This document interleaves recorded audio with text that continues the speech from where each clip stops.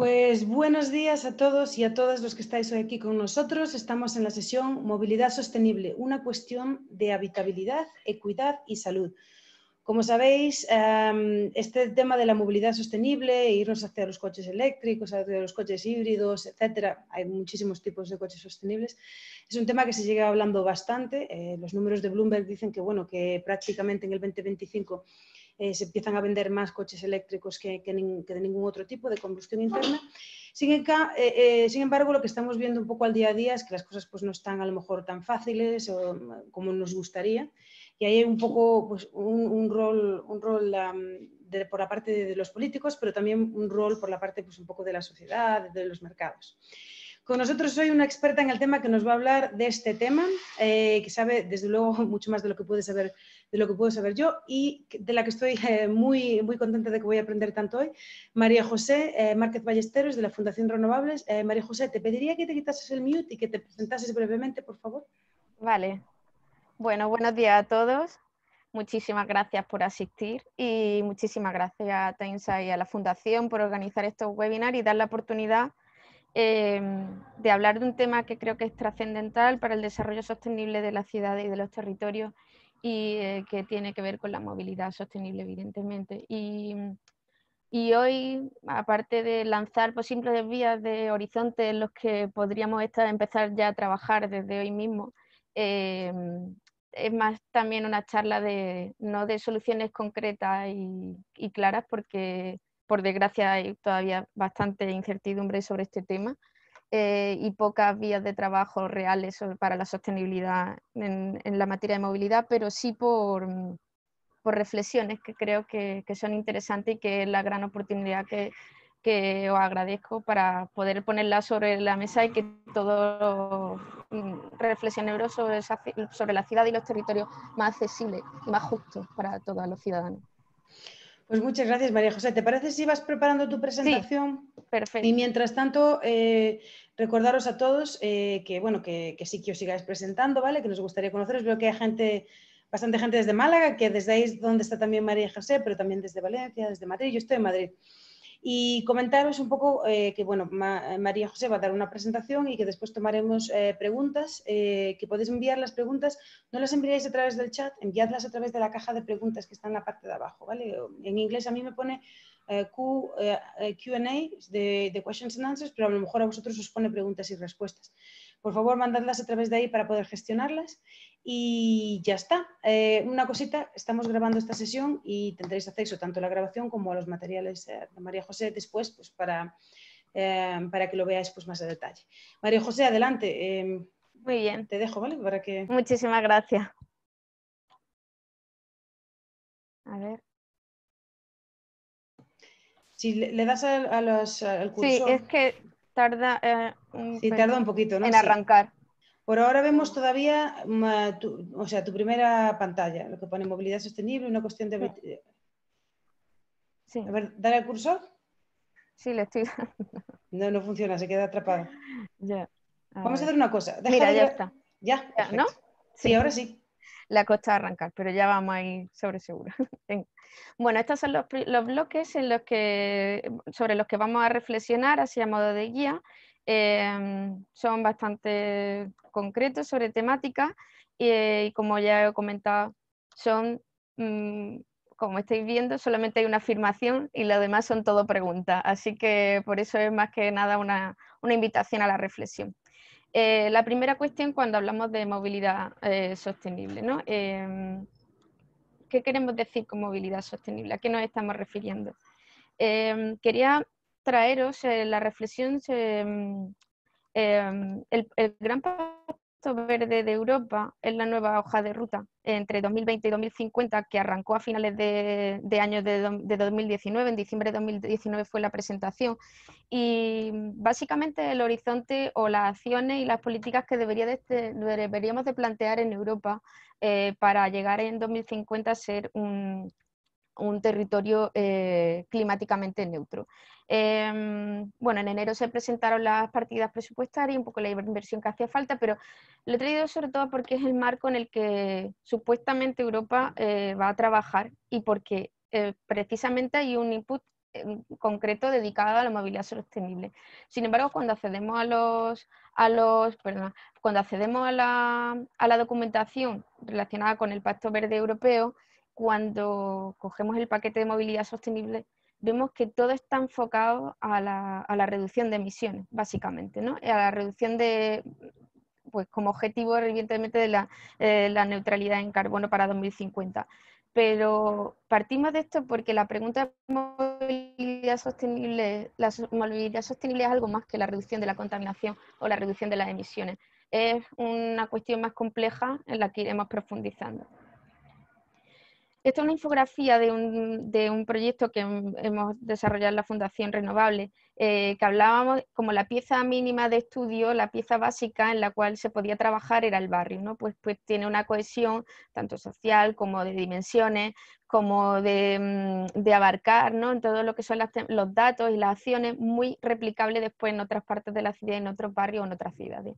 Entonces, hicimos un estudio sobre un barrio de Málaga y aquí tenéis datos sobre las emisiones. Evidentemente, esto refuerza lo que acabamos de ver. Si veíamos por sectores los consumos energéticos y las emisiones de CO2 asociadas, como vemos, el transporte, y os hago la aclaración de que aquí solamente eran los datos de movilidad privada, no estábamos hablando ni de logística, ni de transporte público, ni de nada, solamente la movilidad privada de los ciudadanos que están en este barrio de Málaga que se llama Sisto Cortijo Vallejo. Como veis, son el bloque en el que aquí lo tenemos, 1.145 toneladas de emisiones anuales relacionadas solamente con el transporte y los hábitos de movilidad de los ciudadanos. Entonces, evidentemente sí que estamos hablando justamente de esto, que la movilidad es una fuente de grandes emisiones. Entonces, sin embargo, ahí pues, podemos estar acercándonos a toda la cuestión medioambiental, también algo económico, pero quería haceros bastante hincapié sobre el tema de lo social. Estas son las tres dimensiones básicas de la sostenibilidad de la que siempre se parte de analizar, ¿no? Tenemos que trabajar los tres bloques y el equilibrio entre los tres. Sin embargo, en cuestiones de la movilidad se habla mucho de lo medioambiental, se habla bastante de lo económico, pero muy poco de lo social. Y eso era algo que creo que vamos a tener que trabajar bastante en los próximos años, porque realmente la movilidad sostenible es justamente la que es accesible a todas las personas de una manera universal, ¿no? Y os traigo esta ilustración ahí tenéis la fuente de la imagen, que es un informe de la DGT y del IDA dirigido por Manel Ferri, sobre dónde está las prioridades, dónde deberían de estar las prioridades de la inversión, puesto que favorecen la equidad y el acceso a la ciudad de una manera universal y justa, como estamos hablando. Las prioridades de la inversión deberían de ser justamente el espacio público que permite caminar y permanecer y establecer esos lugares de relación entre uno y otro. Luego todo lo que son la movilidad relacionada con bicicleta y medio de transporte. El transporte público, el siguiente bloque, los transportes de carga, el transporte privado, como veis, esa es lo que debería de ser. Por desgracia, en nuestras ciudades y en el territorio es absolutamente al revés. Las mayores inversiones se hacen en transporte privado motorizado y las que menos se hacen en aquellas infraestructuras que tienen que ver con el caminar y permanecer espacio. Incluso yo a lo mejor cambiaría esta por esta, porque incluso para las bicicletas es todavía mucho peor que para el espacio público y para las zonas peatonales. Esto también es otra infografía del proyecto que os he comentado de Barrios Cero, como germen de ciudades sin emisiones, que desarrollamos en la Fundación. Y he resaltado más justamente esto que tiene que ver con la movilidad. Trabajábamos en estos bloques sobre la sostenibilidad en el barrio, ¿no? De que fueran barrios energéticamente activos, de la rehabilitación energética de edificios, pero eso está ya mucho más, aunque por desgracia no se esté haciendo de manera generalizada en España, pero tiene que ver más con acciones que están bastante más aceptadas. Sin embargo, entender el espacio público como un espacio que es de todos y que debe ser el protagonista de las ciudades, todavía nos queda mucho que trabajar. Y justamente por eso os he resaltado más esas dos acciones, porque el espacio público no es un espacio tal cual, espacio libre sin edificación. Es que el espacio es fundamental para la habitabilidad de las ciudades y el sentido incluso mismo de la propia ciudad, ¿no? Todo lo que tiene que ver con el acceso a los servicios, a los equipamientos, es un derecho universal que deberíamos de tener todos los ciudadanos y no es así realmente. Aquí os dejo justamente eso, las reflexiones sobre lo que para mí es la movilidad sostenible, que es justamente esa la que nos da la posibilidad de acceder a todos los lugares de intercambio y de acceso a servicios básicos de la ciudad y que garantiza justamente eso, que todos tenemos unos derechos a acceder al trabajo, al ocio, y que eso no puede estar, ese derecho no puede estar por encima de lo que es el compromiso de la sostenibilidad global del sistema, de la ciudad, de los territorios.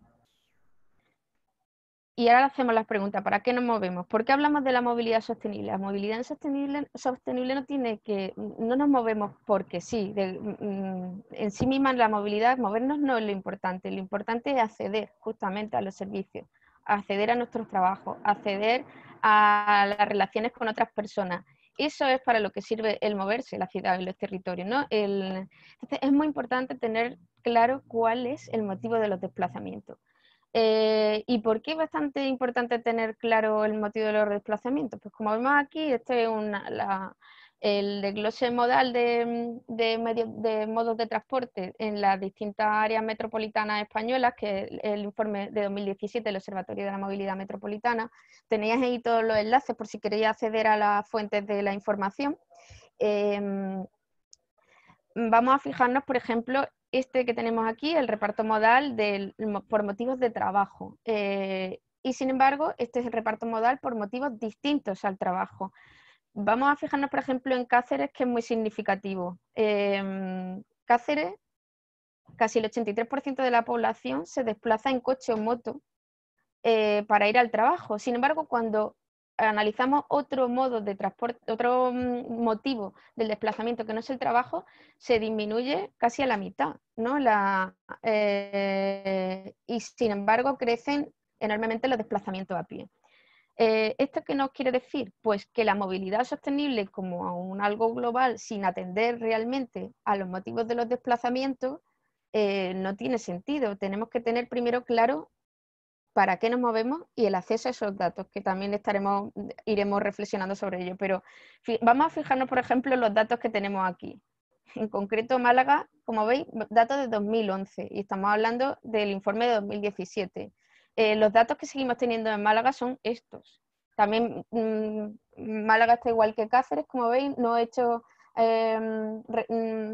menciona Málaga en el reparto modal de motivos distintos del trabajo, porque no estaba el dato, pero por desgracia eso, los datos son pocos, muy discontinuos en el tiempo, nada heterogéneos, como veis Madrid sí está dando datos de 2014, Barcelona 2017, o sea, Valencia, Barcelona, estos son datos muy deseables, puesto que el informe está hablando de 2017, sin embargo, si nos vamos a Sevilla, vamos a 2007. Imaginaros, datos precrisis económica, con los distintos cambios de hábitos y desplazamientos que ha habido posteriormente. Entonces, si no tenemos esto y si no tenemos claras estas diferenciaciones, no podremos hacer una planificación sostenible de los movimientos dentro de la ciudad, del territorio. Y ahora vamos a dar un gran salto como modelos de movilidad sostenible. Imposible no acudir a Holanda, ¿no? Entonces, aquí tenéis perdonad que está en holandés, pero bueno, os digo básicamente lo que pone. Aquí también tenéis los datos para acceder a la encuesta y los datos abiertos que tiene Utrecht anuales. Esto es una cosa que me gustaría que reflexionar. Anuales por barrio. Estos datos son de 2019 y viene a decir cómo va la gente en Utrecht al centro, cómo se desplaza. Como veis, solamente el 4% de la población en Utrecht se desplaza al centro en vehículo privado, mientras que en bicicleta el 58% de la población. Y cuando acudimos a la distribución modal general de la ciudad de holandesa, que tenéis también aquí el dato sobre del gobierno holandés sobre las 5 ciudades más importantes de los Países Bajos, nos vamos, sin embargo, a los datos de Utrecht que están relacionados con el trabajo y vemos que cambia totalmente, ¿no? Y, por ejemplo, en bicicleta baja al 28 respecto al 58, que puede ser que el viaje al centro sea más relacionado por motivos de ocio.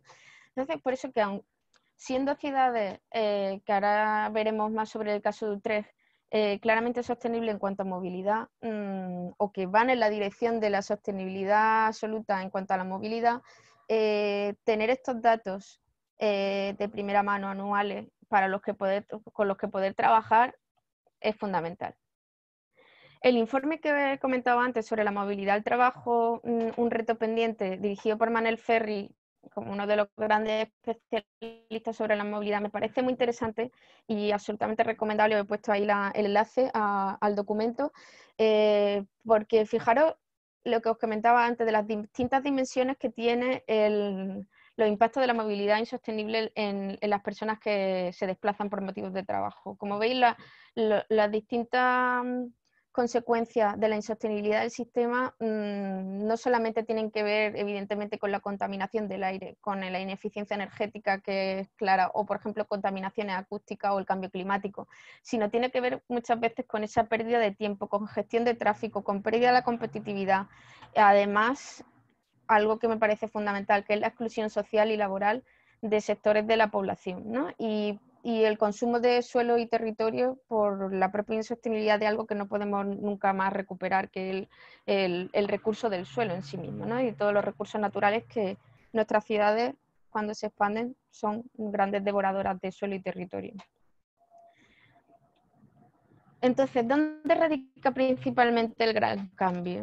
Este es un juego que os quiero plantear, como quien dice, de imaginarnos una ciudad, ¿no? Una ciudad que crece en altura hasta el infinito y en la cual estos habitantes que tenemos aquí cohabitan en este espacio, ¿no? Sus viviendas son todas las zonas amarillas, son lugares de residencia y todo lo que son, están coloreados en azul, rosa, naranja, son servicios, aparte de las zonas verdes. Pues si tuviéramos una ciudad imaginaria en altura, como vemos aquí, pues por ejemplo, Paco, que vemos aquí, Paco y Reme son jubilados, Paco sí ha conducido, pero Reme nunca en su vida, no tienen vehículo privado, no conducen. Después Inés es una niña pequeña, Clara tiene un trabajo eventual en una ciudad, Lucía no tiene medios económicos suficientes y sin embargo tenemos estos 3 habitantes de aquí que son Alberto, Manuel y Silvia.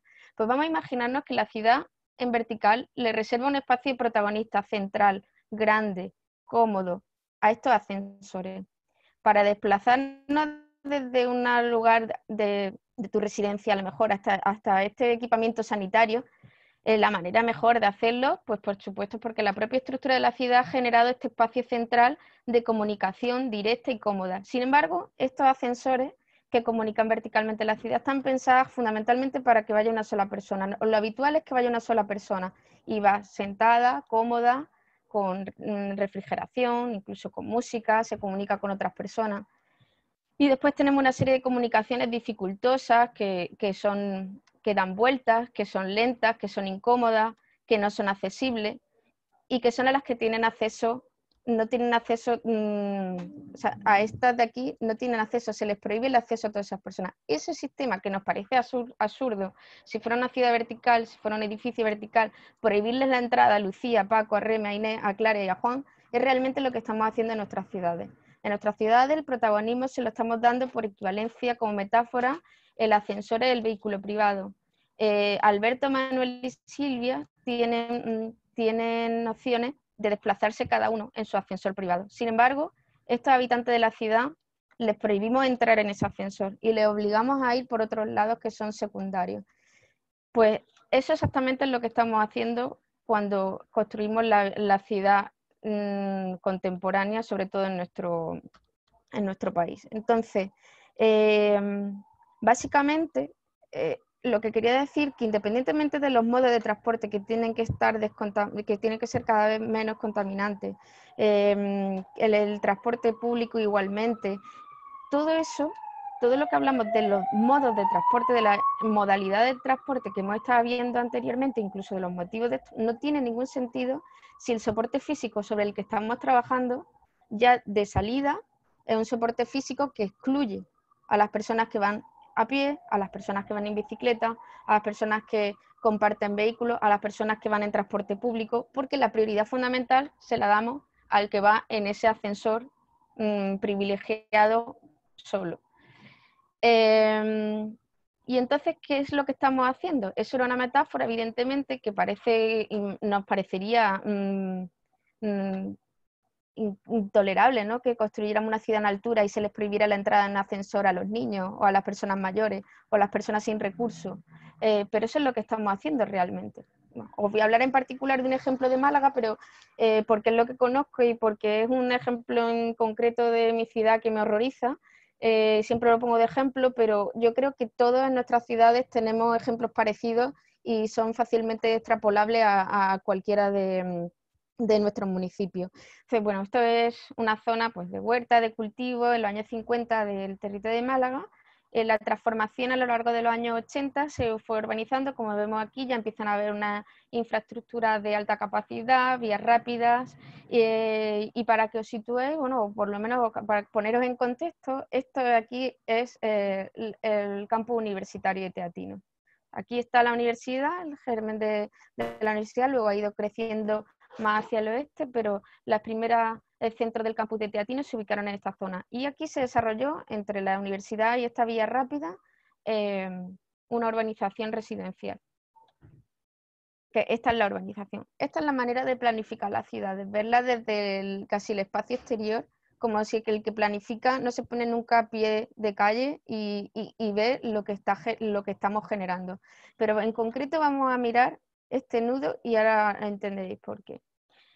Esta es una vía de alta capacidad, una autovía autonómica, que es un eje económico fundamental en Málaga, une el Valle de Guadalhorce, la universidad, polígonos industriales, bueno, es el parque tecnológico, es una vía muy importante en Málaga, la A357.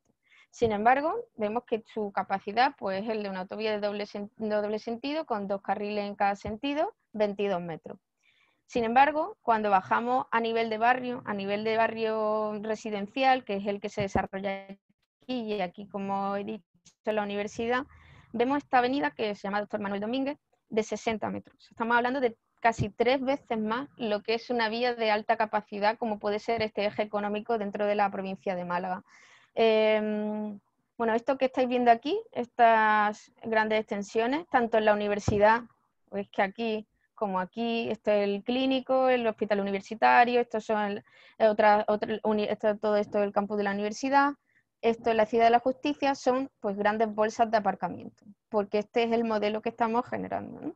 Entonces, de alguna manera, cuando bajamos a pie de calle, el cruce de esta calle que os he dicho que es Doctor Manuel Domínguez, y se cruza con este bulevar, aquí vemos un poquito, se entrevé esa bolsa de aparcamiento brutal dentro de lo que es la propia universidad. Esta rotonda, los coches van muy rápido, os puedo decir que por aquí es fácil, los coches 70, 80 kilómetros, es fácil que suban esta avenida. Y la salida de esta rotonda es compleja. Sin embargo, cuando nos fijamos en el carril bici, pues vemos aquí lo que hay, ¿no? El carril bici no viene de aquí, no baja por aquí, simplemente viene como de aquí, y sigue hacia allá o cruza hacia la universidad. Quien quiera ir a la universidad andando desde este barrio residencial que estaría en esta zona, y aquí está la universidad, o en bicicleta, siempre lo digo, es un deporte de riesgo. O sea, realmente cualquier hacer parapente, eso es menos arriesgado que cruzar esta avenida. ¿Por qué? Porque estamos hablando de esta sección de calle. Es que casi ni se ve, los coches van tan rápido y hay que cruzar por aquí de esta manera. Es justamente ese hueco central privilegiado para los ascensores privados. O sea, esto es el espacio central de esta ciudad nueva que estamos haciendo, se la estamos dedicando única y exclusivamente al desplazamiento privado en vehículo propio. Y entonces, por contra, vamos a ir a hacer un salto, vamos a viajar a Utrecht, de todas las ciudades, yo creo, holandesas, que sí que son siempre referentes de movilidad sostenible. Para mí Utrecht es uno de los mejores ejemplos que hay actualmente en cuanto a sostenibilidad, pero también en movilidad, pero también en cuanto a sostenibilidad energética. Llevan desde el año 2015 trabajando con un plan del clima y con unos horizontes claros sobre hacer que las inversiones en energías renovables sean lo prioritario, y la movilidad sostenible es otra de las apuestas de la ciudad de Utrecht. Aquí tenéis datos así muy generales para que nos hagamos una idea. Una ciudad que lo que es la propia ciudad son unos 350.000 habitantes, un área metropolitana importante, pero sobre todo Utrecht es muy importante dentro de la geografía holandesa porque es un nudo de comunicaciones fundamental, de comunicaciones ferroviarias. Articula toda la parte del oeste con toda la parte noreste de Holanda, y casi todas las vías pasan por Utrecht y los intercambios se producen en Utrecht. Entonces es un lugar muy central en cuanto a movilidad territorial del territorio holandés, pero han querido también apostar por la sostenibilidad dentro de lo que es la movilidad dentro del propio municipio. Os he dejado aquí enlaces que son sobre los que he estado trabajando para traeros algunas de las reflexiones sobre Utrecht, pero también dos enlaces a consultores holandeses que se encargan de asesorar sobre movilidad, han estado trabajando en Utrecht, son estos que tenéis aquí, y me parece que tienen trabajos muy interesantes y muy buenos. De hecho, Excellent Cities está trabajando justamente sobre uno de los barrios que vamos a ver de Utrecht. Bueno, esto me parece muy significativo, es una calle de Utrecht que es Kremerstraat, y nos fijamos en la señalética. La señalética me parece que ya es tan significativa que con simplemente las señales de tráfico estamos diciendo, estamos haciendo una declaración sobre las políticas de movilidad. Aquí en esto lo que viene a decir que el ciclista tiene prioridad y que el coche tiene que esperar y que ceder todo el paso. O sea, el protagonismo dentro de la calzada es de la bicicleta y el coche va en un segundo plano, y se ve perfectamente en la señalética, ¿no? Cuestión número 2. Relaciona la bicicleta con el automóvil, es decir, vamos por las calzadas, vamos por las vías rápidas de comunicación, no vamos por las aceras, como nos hemos visto, por ejemplo, que pasa en el caso de Málaga cuando enseñan la ciudad universitaria. Y cuando, sin embargo, nos trasladamos a Málaga, vemos que la señalética, ¿qué te dice? Pues que con lo que estás compartiendo espacios con el peatón. Y claro, ¿qué es lo que te está diciendo? No corra, evidentemente, porque es extremadamente peligroso, porque la seguridad para las personas que se están desplazando, esto es el paseo marítimo en Málaga, que están andando, que están corriendo, que están usando ese espacio público, se puede ver comprometida por culpa de las bicicletas que pasan a gran velocidad.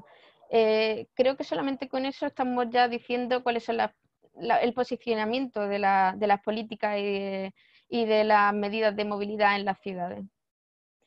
Esta es Kremerstraat, que la que hemos visto, la calle que hemos visto con la señalética anterior, y perdón, no sé si lo he dicho, pero es una calle de Utrecht. Y me parece súper interesante. Esto era más el trabajo que se hacía en los años 60-70 en las ciudades holandesas, que son los bonners, son todas estas infraestructuras casi como de dificultar el paso de los vehículos, ¿no? Te obligaban a ir más despacio porque el propio trazado era sinuoso. Sin embargo, lo que se ha hecho en 2017 es dar la vuelta, es decir, no, las calles, claramente el espacio peatonal está definido y el espacio de la vía rodada es compartido por coches y bicicletas, como hemos visto, pero la bicicleta siempre va a tener el protagonismo. Como veréis, realmente esto es un carril bici. Esto está pintado en rojo y es un carril bici, no es un carril de coche, es un carril bici en el que se permite pasar a los coches.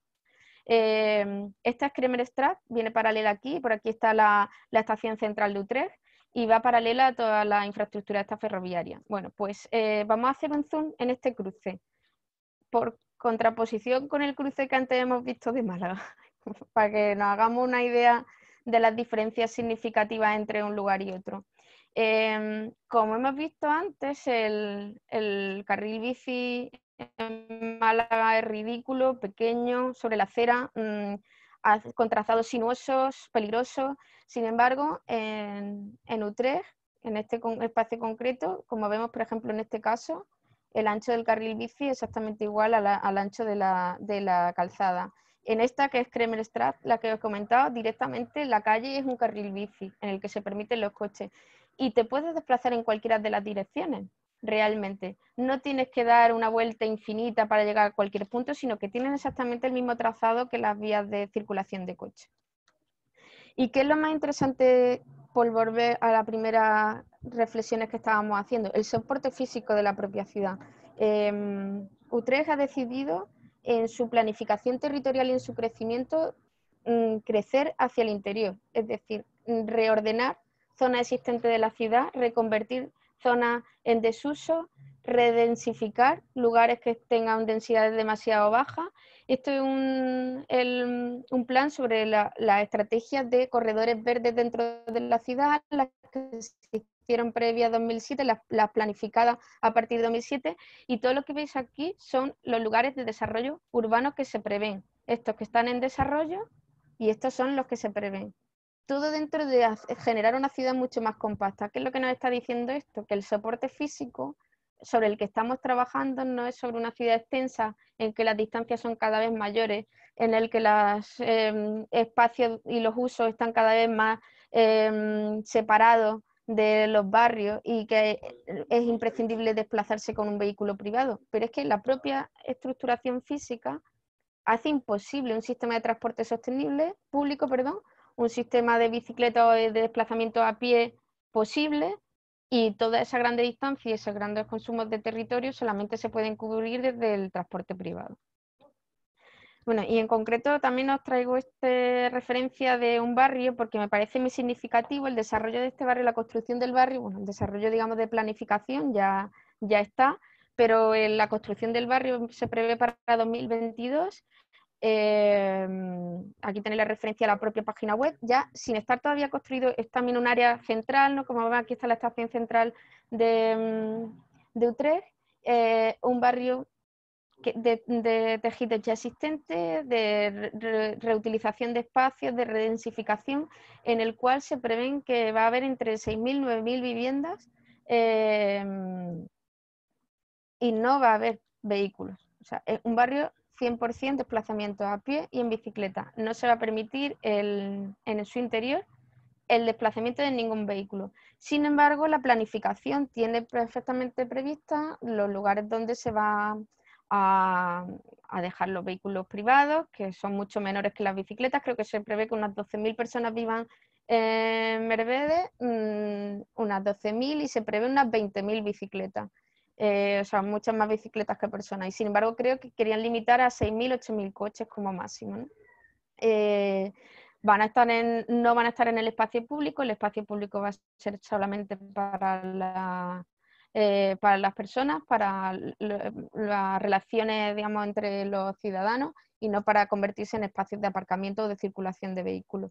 Pero también al mismo tiempo, que esto no hemos hablado porque es que eso es otra temática que nos podría llevar varios seminarios, varios webinars aparte de este, es sobre la logística. Dentro de la planificación de la logística en las ciudades también está prevista, es decir, la movilidad dentro de este barrio, que tiene que ver, como hemos visto, no solamente con la planificación de la movilidad, sino con el propio soporte físico.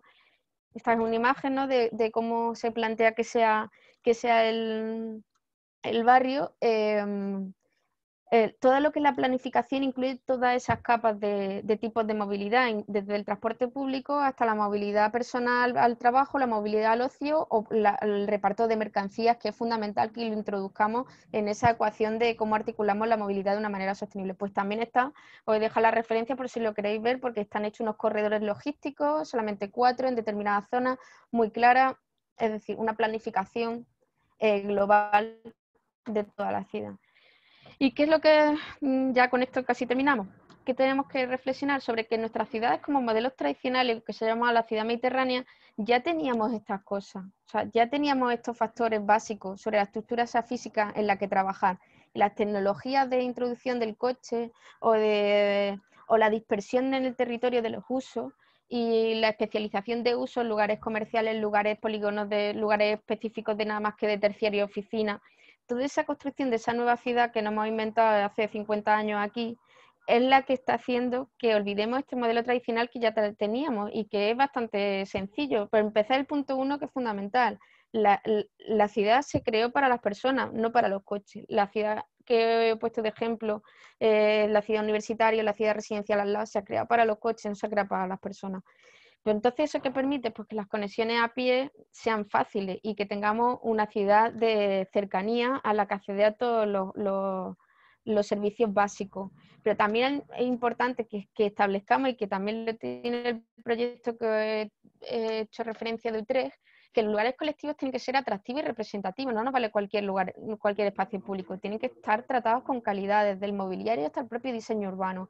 ¿Por qué? Porque todos los ciudadanos tenemos que tener esa identificación de que el lugar público en el que todos nos encontramos es un lugar de calidad, no puede ser espacios residuales o tratados de cualquier manera, que eso también tiene que ver con la propia legislación urbanística y la planificación territorial y urbana en España, que los deja como espacios secundarios, necesarios y obligatorios, digamos, por ley. Tienes que dejar unas reservas mínimas, pero eso son reservas mínimas y obligatorias, pero nadie se plantea que el espacio público es como algo central y que nos va, y que es lo que va a perdurar, lo que nos perdura a todos, ¿no? Lo que dejamos para las siguientes generaciones.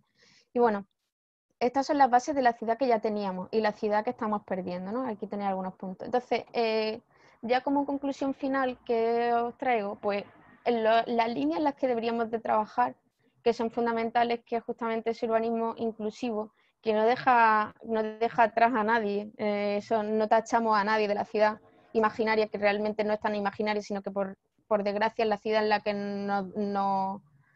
la que vivimos, en mi ciudad en concreto, vamos, y recuperar esa dimensión humana. Tenemos que hacer accesible fundamentalmente todos los lugares de actividad, desde el trabajo hasta los lugares de ocio, pero también los equipamientos sanitarios, docentes, sociales, culturales y el espacio público. Y, por supuesto, las tecnologías no contaminantes, desde principalmente fomentando los modos activos, como son a pie y la bicicleta, pero también los coches compartidos, el transporte público.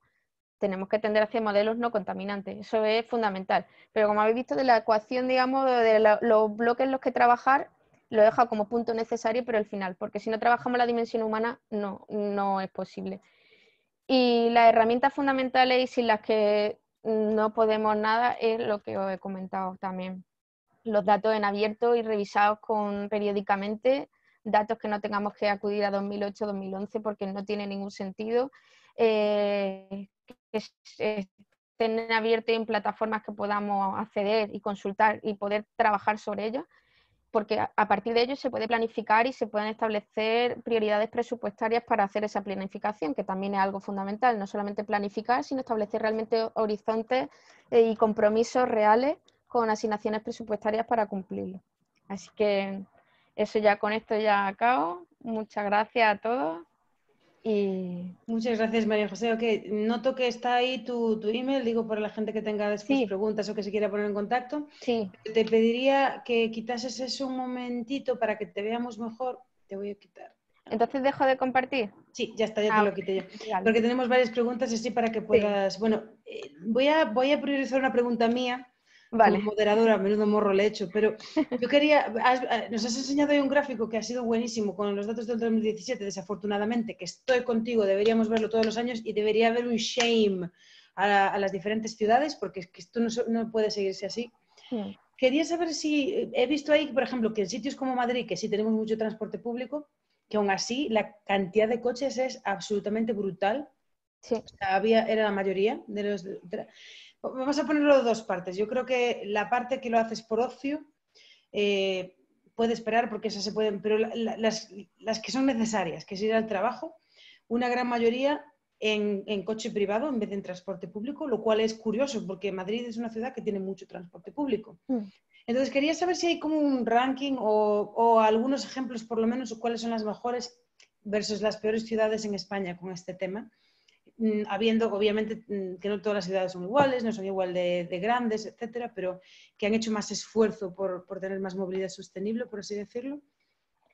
Yo os recomiendo lo del respecto a lo que he querido diferenciar sobre el reto de la movilidad, recomiendo el documento de Manel Ferri porque la reflexión esa de, bueno, aparte de que vienen los datos sobre la intermodalidad, porque todos los datos que os he puesto ahí son de ese estudio, por desgracia, como no tenemos datos, tampoco sé qué ciudades son las que últimamente a lo mejor hay algunas Ni ciudades que siquiera ahora sí tenemos un hacemos ese ranking, ranking. básicamente. Claro, No si existe. cogemos esos datos y hacemos un ranking, tenemos que estar comparando Sevilla 2007 con Barcelona 2017. Es que no es equiparable, ¿no? Entonces, cada ciudad da sus datos como quiere, no hay una homogenización de cosas que preguntar. Por ejemplo, me parece súper interesante en Utrecht, el portal que he puesto de datos abiertos, el tipo de preguntas. Es genial porque está usted satisfecho con el transporte público. No es solamente cómo se mueve el trabajo, sino cómo se mueve y está usted satisfecho. ¿Está usted satisfecho con los aparcamientos de bicicleta? ¿Está usted satisfecho cómo se mueve en su barrio? Un montón de preguntas directas a la gente para conocer de primera mano muchas cosas, no solamente la intermodalidad. Pero bueno, eso ya que es como algo casi Claro, es que nos estamos que comparando no con... podemos acceder, pero bueno, siempre me gusta traer referentes por lo menos para mí, de las mejores ciudades del mundo en cuanto que está trabajando, yo creo, una dirección súper positiva. No podemos ni siquiera extrapolar nuestras preguntas a lo mejor menos ambiciosas como en Utrecht, porque es que los datos no son ni siquiera comparables. Entonces, Sí. es una desgracia, pero bueno, lo que decía, la reflexión sobre lo que es el trabajo y sobre el resto de movilidad es fundamental en cualquier trabajo que hagamos de investigación o en cualquier planificación, porque los desplazamientos al trabajo son inevitables. Es decir, todos tenemos que, los que tienen trabajo, acceder a su medio de trabajo. Bueno, Y ahí se podría hablar también del teletrabajo, que es una manera sí, también de ser mucho sí, más sostenibles, pero bueno, sí. te voy a decir, yo viví en Londres 14 años y cuando llegué a Madrid quedé anonadada de lo mal que están las cosas para el transporte, como las bicicletas. Yo prácticamente estaba en bicicleta todo el rato y aquí se me hace mucho más difícil porque es que además da miedo el tema. Tenemos una planificación totalmente americana. Sí. Bueno, aunque después los americanos estarían muy en Bueno, desacuerdo y porque es peor allá. un apunte Sí. también respecto al tema de movilidad, que quizá a lo mejor Barcelona es la que está mejor por lo que me has preguntado, ¿no? De Mm. respecto a la intermodalidad con el uso del transporte público para ir al trabajo, que también tenemos que tener en cuenta en la área metropolitana lo que es el transporte ferroviario, o sea, los cercanías. Pues bueno, Madrid-Barcelona como ciudad significativa, Valencia un poco, pero por ejemplo en el caso de Málaga, el área metropolitana es súper importante. Málaga tiene unos 540.000 habitantes, 550.000, el área metropolitana 1.200.000 o 300.000. Hay ciudades dormitorio en las cuales es imposible. Por eso llegamos al tratarse del área metropolitana y Sí, por ese coche. eso llegamos al 82,9% de transporte privado, porque la gente se desplaza a vivir a esos sitios que son más asequibles, pero después tiene que venir a trabajar a Málaga o a la otra punta de un polígono industrial. Sí. Y no Y o te solamente es mueves. es el tiempo también, porque pierdes Entonces, una y hora de tu vida. no hay opciones, porque los cercanías en Málaga pues solamente van hacia la Costa del Sol y con una frecuencia, bueno, cada media hora me parece, aproximadamente, y luego hacia el Valle de Guadalhorce, que creo que hay 4 al día. Entonces, claro, ¿quién va a venir Ya. del Valle de Guadalhorce a trabajar a Málaga en un cercanía? Pues nadie. O sea, la inversión ferroviaria en cuanto al transporte cercano también es lo mismo. Si cogemos un mapa de infraestructura ferroviaria en España y cómo ha ido evolucionando, nada más que priorizar la inversión hacia la alta velocidad y la pérdida que hay dentro de lo que es la malla de transporte ferroviario, es Sí, terrible. me dijo el otro día un americano que lo que consiguió Ford increíblemente es que los americanos pagasen por un subsidio para poder vender su producto mejor. Es decir, los americanos pagaron por toda la red de carreteras Mm. que básicamente le estaba subsidiando a él, a su empresa privada, su negocio privado. Y yo me quedé pensando y dije, pues sí, eso es exactamente lo que estamos Sí. haciendo. Todos los españoles estamos pagando por una carretera para subsidiar a que las empresas de coches vendan sus coches. Y esto llevamos haciéndolo, yo no digo que venga de ahora, llevamos No. haciéndolo pues siglos, en fin. Sí. Pues a ver, vamos a ver que tenemos muchas preguntas abiertas y algunas consideraciones por lo que he visto. A ver, Ramón te pregunta qué esperas de la nueva ley de movilidad sostenible. Bueno, pues lo que le digo son directrices generales y son directrices, bueno, pues que a lo mejor son como planificaciones, digamos, marcos en las que después desarrollar, pero lo que más espero realmente es lo que se puede hacer a nivel urbano, a nivel de ciudad.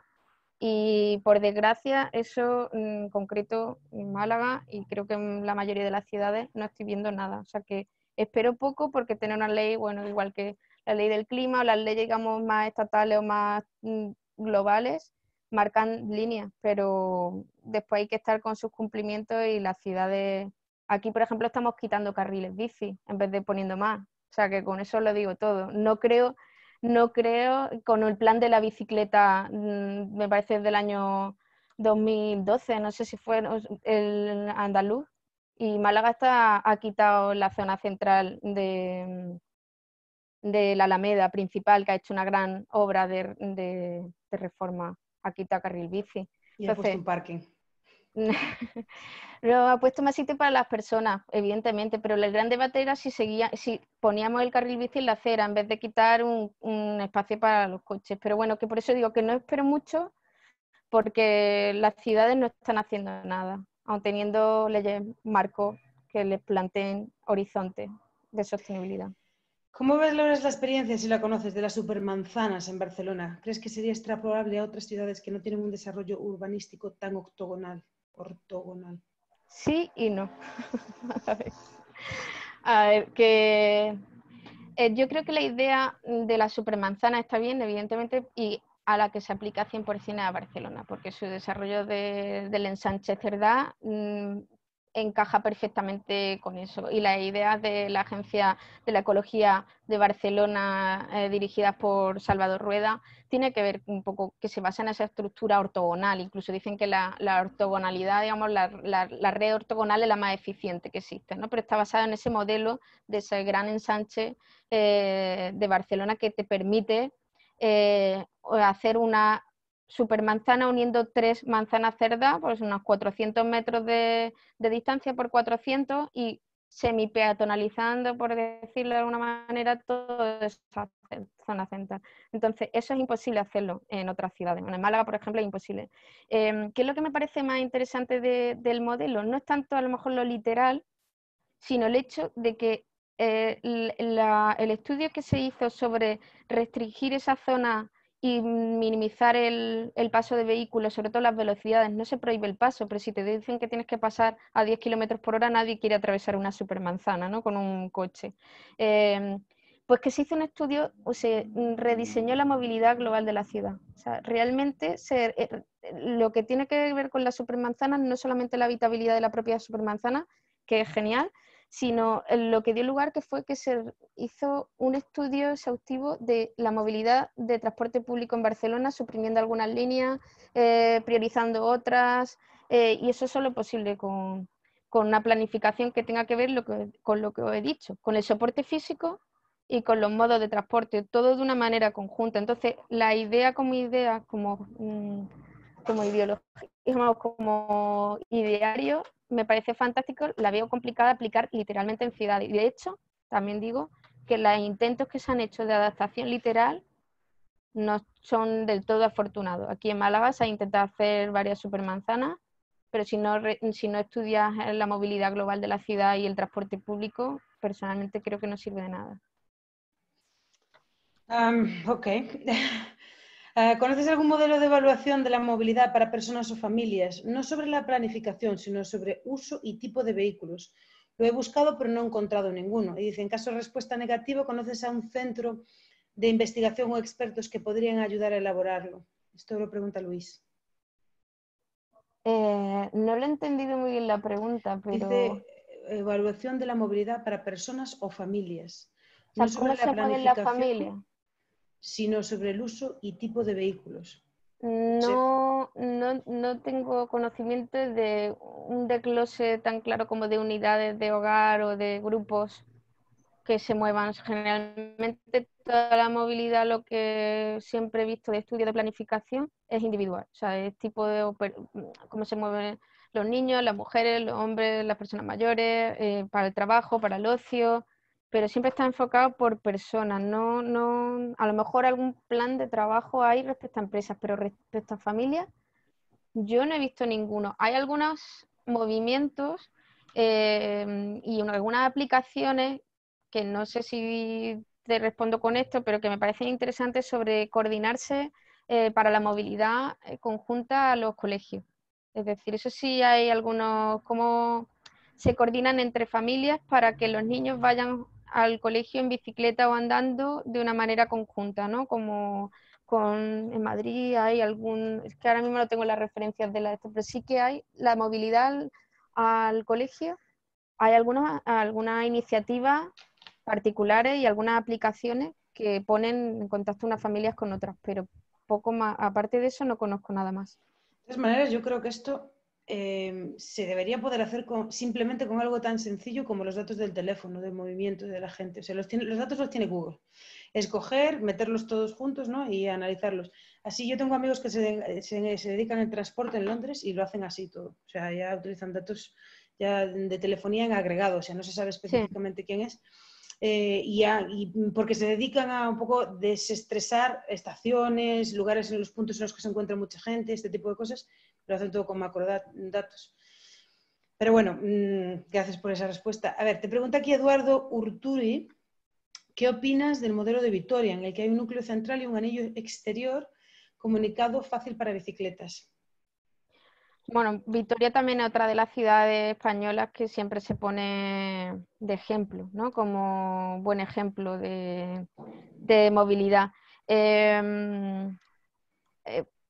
Es un sistema, digamos, que, bueno, que se trabajó la planificación, también la hizo la Agencia de la Ecología de Barcelona, con Salvador Rueda a la cabeza. Bueno, Vitoria ya venía trabajando sobre un modelo muy sostenible con el anillo verde anteriormente. O sea, que la propia planificación, lo que os digo, la propia planificación física de la ciudad. La ciudad como ese anillo verde y toda, que los barrios funcionen con su centro cívico y que sean barrios compactos, todas esas formas de que es la base sobre la que construimos la movilidad, Vitoria venía trabajándola desde hace tiempo, pero la planificación urbana, que fue la primera que apareció en España y que desarrolló justamente la Agencia de la Ecología de Barcelona, fue establecer una relación entre movilidad y espacio público. Y a partir de ahí, que yo creo que es una clave, a partir de ahí han salido otros planes de movilidad. No podemos estar hablando solamente de movilidad como modos de transporte, sino que hay que unir siempre movilidad y espacio público, ¿no? Porque muchas veces los tipos de movilidad que lo que hemos visto son en detrimento del espacio público para las personas. Entonces, o lo ponemos conjuntamente y ponemos todas las capas en la misma planificación, o imposible. Entonces, como acierto, pues aparte de que Vitoria siempre había estado trabajando desde los años 80 en un modelo mucho más cohesionado y por barrio y con el anillo verde, encima la planificación por la que apostaron fue justamente esa, ¿no? Entonces yo creo que ha habido una revisión y hace poco, y ese es el modelo. Pues tiene sus fallos como todo, ¿no? Pero creo que son como los básicos que hay que trabajar, ¿no? El que he comentado, que será mejorable seguro, para eso hay que revisar las cosas, pero sí, con Sí, por lo menos empieza desde ahí. un modelo como de mínimo sobre el que trabajar. Tenemos que cambiar muchísimas cosas, ¿eh? A mí se me está haciendo un poco la enormidad de lo que hay que hacer, porque es que además hay mucho retrogradismo. Yo estaba hablando así, esto es pero con alguien que tiene una oficina, ¿no? Y la iban a renovar la oficina. Y le digo yo, hombre, pues pon una ducha y ficha para que la gente pueda. No, una ducha, por favor. Y yo, pero las duchas son lo básico. O sea, si tú vas a ir a tu trabajo en bicicleta o, no sé, corriendo, ¿sabes? Necesitas una ducha, es básico. Y aquí a la gente todavía le parece una cosa extrañísima cuando, por ejemplo, en Londres todas las oficinas tienen duchas, es lo básico en una oficina. Es curioso porque va más allá, o sea, como que estamos muy metidos en esta idea todavía muy ochentera, o si me lo permites, muy de la dictadura, de cómo se hacen las cosas, llevamos ese paternalismo encima. Yo te enseño, es por aquí, venga, mete el bulldozer y deshaz todo, vamos a empezar de nuevo, no sé. Es muy curioso. Vale, ok. Aquí alguien te dice que, bueno, Luis dice una escala de evaluación que vaya asignando puntos de peor a mejor. Digo yo que tendrá que ver con lo que te pregunto yo de las mejores ciudades. Sí que creo que hasta que haya un ranking y los ciudadanos y los alcaldes no empiezan a sentir algún tipo de, oye, este ranking a mí me afecta, a mi electabilidad, no va a haber cambios. Entonces yo creo que eso sí que es algo que se puede hacer desde fuera. Haciéndolo bien, un estudio, se podría empezar a meter caña a la gente que realmente puede tomar esas decisiones. Esta es mi opinión. Y después tenemos varias cosas aquí de Pablo Frutos, que más está dando también comentarios y dice, mientras llegamos a la movilidad idílica, Ay, espera que se me acaba de poner uno aquí. Hoy las y los trabajadores se desplazan cada día más distancia para ir a los centros de trabajo. Centros que no tienen transporte público. Correcto. Si la mayor movilidad es debida a ir y volver al trabajo, poco se habla de dar respuesta a la situación actual. También correcto. Lo de planificar es lo normal, pero en estos momentos las comunidades autónomas están facilitando otra vez la modificación del suelo, especulando. Esto yo no sé si quieres en cualquier momento dar tu opinión, ¿vale? Esto lo está poniendo, no son preguntas realmente. Sí, son comentarios. Comentarios. En Madrid el transporte público no obedece las necesidades para el trabajo. Un ejemplo de cercanías de Renfe te obliga a pasar por Atocha. La bicicleta para ir al trabajo hoy por hoy solo sirve para las grandes urbes, para ir al centro de trabajo, dentro de las grandes urbes. Que los accidentes mortales no sigan aumentando en itinere, se refiere de camino, sigan aumentando, es un indicador. Ya tenemos una estrategia de movilidad y la ley de economía sostenible, pero no se ha desarrollado. Yo no sé si es el caso. ¿Es el caso? Sí. ¿Qué opina de la financiación del transporte público? Eso sí te pregunta eso. ¿Consideras suficiente las ayudas de Vale, a al ver, varios transporte por motivos comentarios. laborales? Sí. Ese es todo de Pablo, ¿eh? Una persona. Pablo tenía también los comentarios, ¿no? ¿O no? Sí, Sí, todos esos todo, todo. comentarios que te leí, más Vale. las preguntas. Bueno, pues voy a intentar recopilar un poco, volviendo otra vez justamente a eso, a la estructura territorial y a la planificación territorial y al soporte, digamos, físico de lo que es la ciudad. Evidentemente, la ciudad, en las ciudades en las que vivimos todos se basan en un modelo, por desgracia, bastante especulativo de transformación del suelo. Entonces, se basan tenemos legislaciones territoriales, ¿no? Por comunidades autónomas porque están transferidas las competencias en materia de planificación territorial y de suelo, pero realmente todas tienen un modelo muy similar y todas vienen de la ley del 56, la ley estatal, bueno, la ley nacional en su momento del suelo, ¿no? Y se basan en que las decisiones radican o sea, se centran en el propietario del suelo. El propietario del suelo es el que toma las decisiones de cómo se hace la ciudad, aunque tengan que sufrir las aprobaciones, digamos, administrativas, pero el que tiene la iniciativa generalmente de transformación en un suelo es la iniciativa privada y después adquirirá los permisos, ¿no? Que sean. Pero todos sabemos qué modelo nos lleva a eso, ¿no? De lo que estamos. Entonces, cada vez más consumo de suelo y todo el mundo quiere que se recalifique un suelo que tenga, porque evidentemente el valor es distinto y eso pues está generando estas ciudades expansivas en las que especializamos los usos, hay pues, los polígonos industriales, los centros de trabajo especializados, ¿no? de ciudades empresariales a los que no da servicio suficiente el transporte público, toda esta serie de cosas. Entonces, sí que pueden ser, digamos, preconstitucionales algunas de los, como tú has comentado, ¿no? De algunas de las tendencias que estamos siguiendo hacia adelante, como si no hubiera como que nos deberíamos de parar, ¿no? Y reflexionar sobre los modelos, pero que se basan básicamente en las leyes antiguas sobre el suelo. Y poco hemos cambiado. La teoría es básicamente la misma. Pueden haber cambiado los números, pero la teoría es la misma. Y respecto a la financiación o subvención del transporte público, pues no sé, tendría que pararme más a pensar en cada uno de los puntos. Es un tema bastante Sí, sí, tiene complicado. muchas. Uy, ha Sí. saltado no sé si la habéis puesto vosotros, yo no. No, lo único que aquí hay una pregunta más, que sabes, ¿qué piensas del teletrabajo? Que yo creo que el teletrabajo en gran parte soluciona o aminoriza, bueno, muchos de esos problemas. Y ahora con el COVID esto se ha acelerado mucho, pero bueno, yo por lo menos lo que estoy escuchando así cuando hablo con gente es que todo el mundo quiere que ya la gente vuelva a la oficina, que es algo que yo no entiendo. Uno, considerando la situación del COVID y dos, en general, no entiendo esa gana de volver al status quo anterior. Yo siento como que, bueno, mi teoría de esto es que somos un país que deberíamos ser un país de chancletas, o sea, de gente pensando un poco en el futuro, en lo sostenible y tal, pero somos un país de corbatas, pensando en lo anterior, en lo viejuno, ¿no? Así como lo explico yo. Entonces son estos dos mundos encontrados. La gente quiere un país de chancletas, pero los que toman las decisiones son las corbatas. Entonces, al final, todo como muy sistemático. No sé si me explico, pero bueno, ¿qué opinas del teletrabajo? Te preguntan aquí.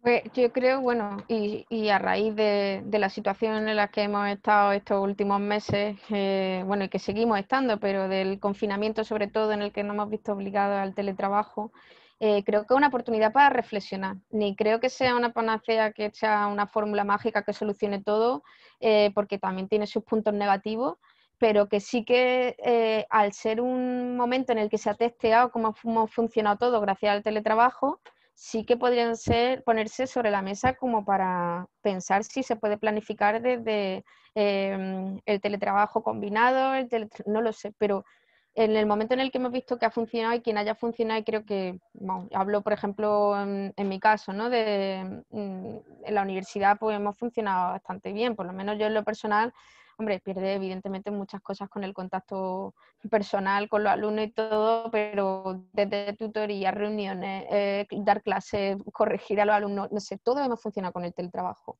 Pues ha sido como una especie de autoevaluación desde cualquier empresa, incluso en lo personal.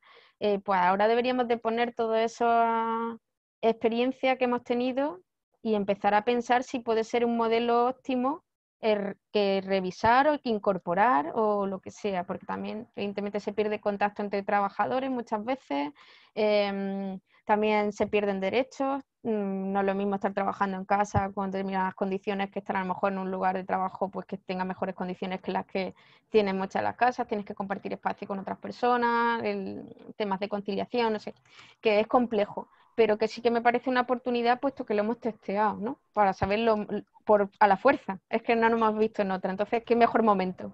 Por lo menos aunque sí tengas que seguir yendo al trabajo, a lo mejor no todos los días, ya eso baja un poco la movilidad, en fin, y el tiempo que te gastas en movilidad. Pero bueno, sí, yo estoy contigo que, que sí hace falta. Mira, aquí Eduardo Urturi dice que apoyas que alguien, ya sea FER, pone ATAC, que yo no sé quién es ATAC, haga una clasificación de movilidad, creo que ideal forma de influir en los alcaldes. Y Pablo, bueno, me voy a mandar aquí como una pregunta, entonces yo no sé ya porque estamos bastante fuera de tiempo, pero yo sí creo que es que si algo no existe como una manera, una visibilidad de que hay un problema y se empieza gente a poder, es muy difícil y es relativamente fácil de hacer, o sea, no es fácil, pero se podría hacer. Yo también siempre he pensado que si queremos realmente que las grandes fortunas y eso, que paguen sus impuestos, pues empezar a hacer rankings de quién paga más impuestos, ¿sabes? Es una manera de poner la transparencia, ¿sabes? Y que la gente, pues que empiece a pensar que un poco cómo la gente les ve, ¿no? Es con transparencia. Lo que necesitamos al final es transparencia y datos. Bueno, ya último, María José. ¿Qué te parece la idea de apostar por una prestación de los servicios públicos lo más cercano al ciudadano? Un ejemplo, ¿no sería mejor varios hospitales en distintos centros que seguir apostando por los macrohospitales? Y ya esta es la última pregunta. Vale, Pablo pues te pregunta. las dos cosas, por lo de antes que ha comentado, que han preguntado sobre se me ha ido ahora, Las sobre de la macromanzanas estas. valoración de la ciudad, no, la valoración en las ciudades. Uh-huh. Es comentarte que nosotros en la Universidad de Málaga estuvimos trabajando hicimos un índice de sostenibilidad energética urbana.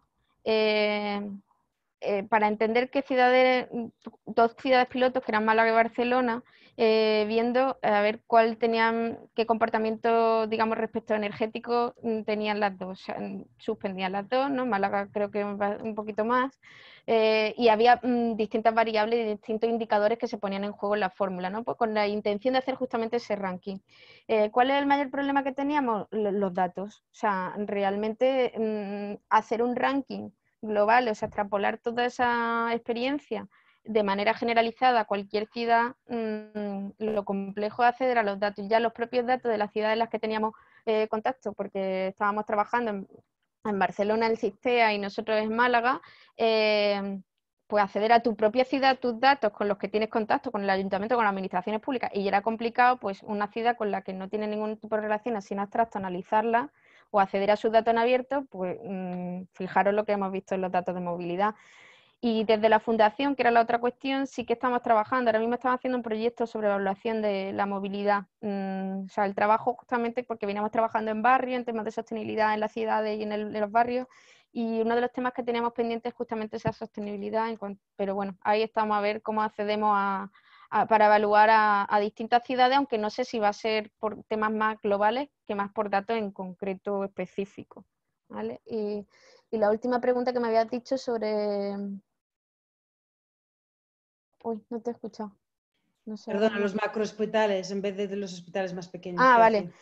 Mira, con que por lo menos lo que las ciudades en las que yo estoy analizando, con que tuviéramos un centro de salud accesible en los barrios, ya estaríamos un paso bastante grande. Ya no estamos hablando solamente de hospitales, sino de atención primaria. Hay muchísimos barrios en Málaga con distancias superiores a 1, 2, 3, 4 kilómetros desde donde vive la gente a un centro de salud más cercano, cuando la atención primaria es fundamental, y más en los desplazamientos que estamos hablando de niños, personas mayores, que son los que más acceden. Si esa atención primaria ni siquiera la tenemos disponible y accesible a nivel de barrio, es que ya los hospitales ni me lo planteo, pero sí, evidentemente deberíamos tener unos servicios mínimos completos a menos de 500 metros, todos los ciudadanos, como poco un centro de salud, por ejemplo, un colegio o centros sociales. Pues muchas gracias por tu tiempo, María José. Queda muchísimo por hacer y bueno, Sí. Es bueno por lo menos saber, y yo creo que tienes toda la razón. Datos, datos, datos, datos y transparencia, y sobre todo también llamar a la responsabilidad, o sea, point fingers, que se diría en inglés. Tú Sí. tienes la culpa, tú tienes la culpa, tu ciudad lo está haciendo muy mal. Porque yo creo que la única manera que vamos a cambiar hacia el futuro, pues no nos vamos a quedar aquí. Un país en el que realmente necesitamos coche para todo y no se puede. Sí. Pues muchas gracias a todos por estar hoy aquí. Gracias. Muchas gracias, María José. He aprendido muchísimo, así que ha sido muy, muy interesante. Y hasta Vaya la gusto. próxima. Muchas gracias a todos. Venga, hasta la Hasta la próxima. próxima.